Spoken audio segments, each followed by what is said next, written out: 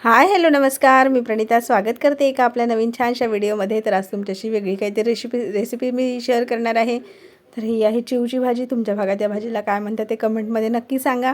आमच्याकडे चिवची भाजी म्हणतात. आता इथे मी ती भाजी सगळी मस्त स्वच्छ करून घेतलेली होती. अशी काही जास्त निवडायची गरज असते. याच्या बारीक बारीक दांड्या ज्या असतात त्या काढायच्या असतात आणि मुळ्या वगैरे असतात त्यासुद्धा काढायच्या असतात. आणि महत्त्वाचं म्हणजे या भाजीला छान 3-4 पाण्याने धुवणं हेच महत्त्वाचं आहे, कारण याला माती लागलेली असते. तर आता बघा इथे स्वच्छ 3-4 पाण्याने मस्त भाजी धुवून घेतलेली आहे. आता आपण वरची भाजी काढल्यानंतर बोर्डावर अशी मस्त तळाशी माती जमा होते आणि पुन्हा स्वच्छ आणखी हीच प्रोसेस आपल्याला 2-3 वेळा करावी लागते. त्यानंतर भाजी ती स्वच्छ मस्त चाळणीमध्ये काढून ठेवलेली होती, जेणेकरून याचं पाणी वगैरे पूर्ण निघून जाईल. त्यानंतर आता इथे टोमॅटो, कांदा, मिरची वगैरे छान कट करून घेतलेली आहे. आता या बेसनामध्ये आपलं कांद्याचं जे प्रमाण आहे थोडं जास्त टाकायचं आणि टोमॅटोचं कमी, कारण ही भाजी टेस्टला अशी थोडी आंबटसर असते. त्यामुळे एकदम जास्त टोमॅटो टाकलं तर एकदम आंबट भाजी होते आणि याचं बेसन करायचं असतं.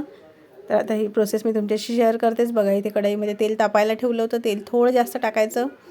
तर छान तर मस्त तेल असं गरम झालेलं होतं. मस्त मोहरी टाकलेली होती. मोहरी छान तडतडली. त्यानंतर इथे जिरंसुद्धा मी टाकून घेतलं.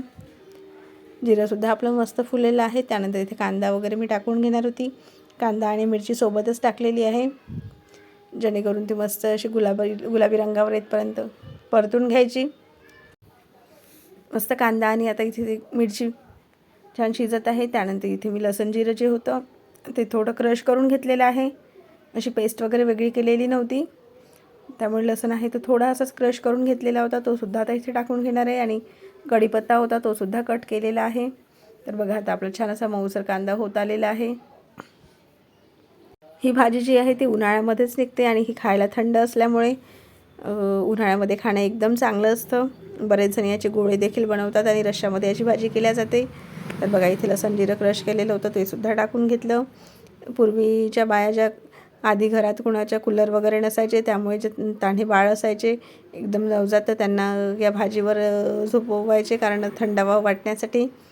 तर अशी काही प्रोसेस माझ्या सासूबाईंनी केलेली होती. त्या मला सांगायच्या की माझ्या मिस्टरांना त्यांनी असंच छान झोपवलेलं होतं या भाजीवर, कारण ती भाजी थंड असते म्हणून. आणि उन्हाळा हा पहिला उन्हाळा बाळाला जो आहे तो जड जातो, तर त्यामुळे ही भाजी एकदम अशी उपयोगाची आहे. त्यानंतर छान असं आपलं टोमॅटो वगैरे मऊ पडलेलं होतं. तर आता इथे तिखट, मीठ वगैरे मसाले वगैरे मी आता यामध्ये ॲड करून घेतलेले होते.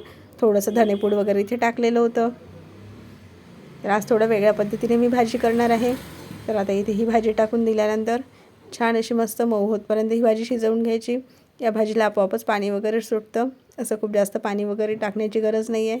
किंचित थोडंसं असं पाणी मी यामध्ये टाकलेलं होतं. त्यानंतर त्याच भाजीचं आपोआप असं पाणी सुटतं. बघा छान अशी मऊसर आपली भाजी शिजलेली आहे. तर याआधी मी डायरेक्टली यामध्ये बेसन टाकून छान असं ते भाजून घ्यायची. तर यावेळी जरा वेगळ्या पद्धतीने मी करत आहे. तर इथे आपल्या पोहे खायच्या चम्मचने मी 5 चम्मच बेसन घेतलेलं होतं. थोडं ते असं पातळसं भिजवून घेतलं. त्यानंतर डायरेक्ट हे बेसन मी आता या भाजीमध्ये मिक्स केलेलं आहे. आता हे सगळं इथे मिक्स करून घेणार होते, बघू शकता तुम्ही. तर यावेळेस मी हे जर वेगळ्या पद्धतीने भाजी ट्राय केलेली आहे, म्हटलं बघावी कशी काय होते आणि तुमच्याशी देखील शेअर करावी.